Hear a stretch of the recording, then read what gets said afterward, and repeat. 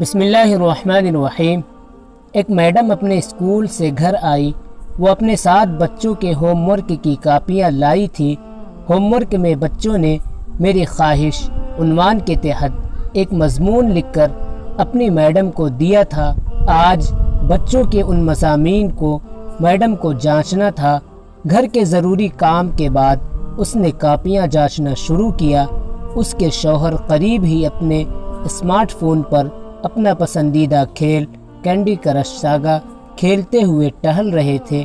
آخری پرچہ پڑھتے ہی میڈم نے پھوٹ پھوٹ کر رونا شروع کر دیا۔ اس کی سسکیوں کو سن کر اس کے شوہر دوڑتے ہوئے آئے اور اس سے رونے کی وجہ دریافت کی۔ کیا ہو گیا ہے؟ کیوں رو رہی ہو؟ اس نے جواب دیا، کل میں نے بچوں کو میری خواہش اس عنوان پر مضمون لکھنے کا ہوم ورک دیا تھا، وہی جانچ رہی تھی۔ اس آخری مضمون نے مجھے اتنا متاثر کیا کہ میں بے تحاشا رونے لگی۔ اس کا شوہر متجسس ہو گیا۔ اس نے پوچھا، کیا مضمون ہے؟ ذرا میں بھی تو سنوں۔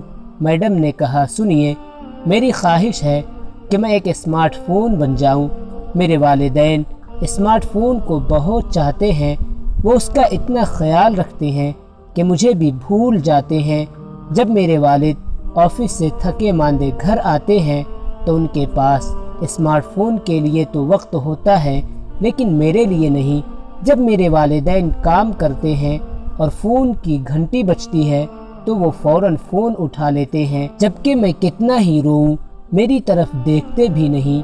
وہ اپنے اسمارٹ فون پر کھیل کھیلتے ہیں، میرے ساتھ کوئی بھی نہیں کھیلتا۔ جب وہ فون پر کسی سے بات کرتے ہیں تو میری کوئی بات نہیں سنتے، چاہے میں کتنی ہی اہم بات کہوں۔ اس لیے میری خواہش ہے کہ میں ایک اسمارٹ فون بنوں۔ یہ سنتے ہی شوہر بھی جذباتی ہو گیا اور اس نے بھرائی ہوئی آواز میں پوچھا، یہ مضمون کس بچے نے لکھا ہے؟ میڈم نے کہا، ہمارے اپنے بیٹے نے۔ دوستو، یہ ایک حقیقت ہے، یاد رہے، آلات مفید ہوتے ہیں، وہ ہمارے کام آسان کرنے کے لیے ہوتے ہیں، نہ کہ ہمیں اپنے پیاروں سے دور کرنے کے لیے۔ بچے اپنے معاشرہ میں جیتے ہیں، اس کی ہر چیز کو دیکھتے، سنتے اور سمجھتے ہیں، اس کے اثرات قبول کرتے ہیں۔ ہمارے افعال ان کے نزدیک ذہنوں پہ انمٹ نقوش مرتب کرتے ہیں، اس لیے ہمیں ان پر انتہائی توجہ دینا چاہیے۔